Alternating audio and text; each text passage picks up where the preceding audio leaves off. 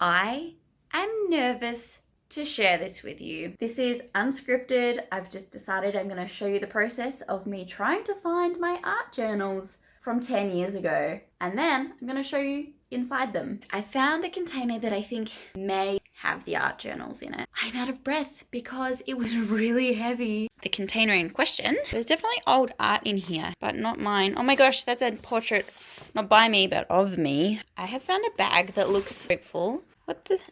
It's basically empty. I have not found my art journals, but I have found my own actual journal, like a written journal.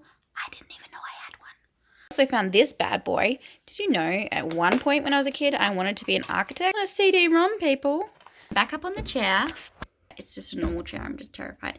But let me show you what I found. A visual art diary. I think that is a Tasmanian devil drinking a beer. I'm in full like procrastination, hyper-focus mode right now. I'm meant to be working and I'm standing back on the chair again. Found another container in the cupboard. Doesn't have art journals in it, but does have old art supplies. The only other guess is that they must be up here in one of these tubs in our bedroom. That's pretty gross. It's really dusty. I put it straight on our bed.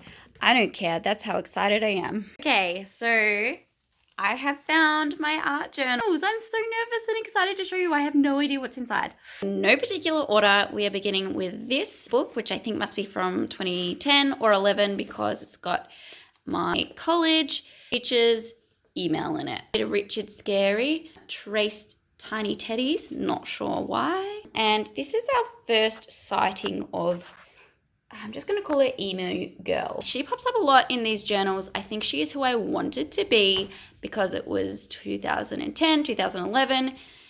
Emo fringes were still in, they were still a thing, and I had a mum cut, so I think that's what that's about. Some different paper glued in, Sesame Street cut out from a book, and then my sketch of that. Oh, I see, I've done the cities different. And there's graffiti. That is a quote by Banksy. Our first real hint that I'm into anything particularly political. Can with madness and confusion. Oh, here is Emo Girl again. She is definitely aspirational. And here I've got like collage stuff all over the front. I guess that's the title. Oh, Jesus. Okay. It's really old.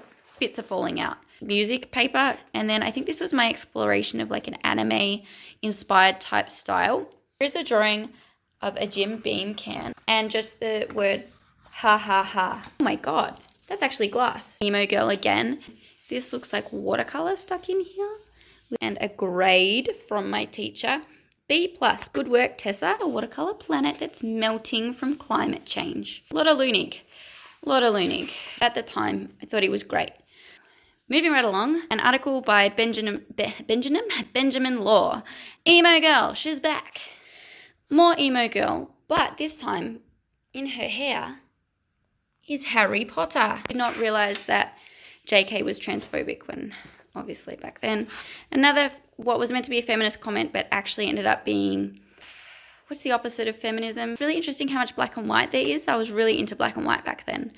Emo Girl, she's back. She's got big eyes. Emo Girl, but is a mum, because I was a teen mum. Don't know why I'm whispering. And look, here are the first signs of Ruby Tuesday as an artist. She has written, it's all crap. The win, Ruby Tuesday. Emo Girl, again, more earth melting. And it's honestly lots more of the same thing.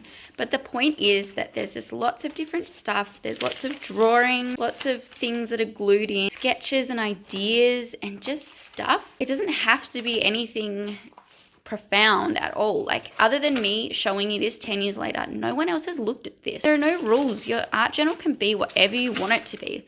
Like, oh my god, mine has a giant ad for schmackos in it. Why?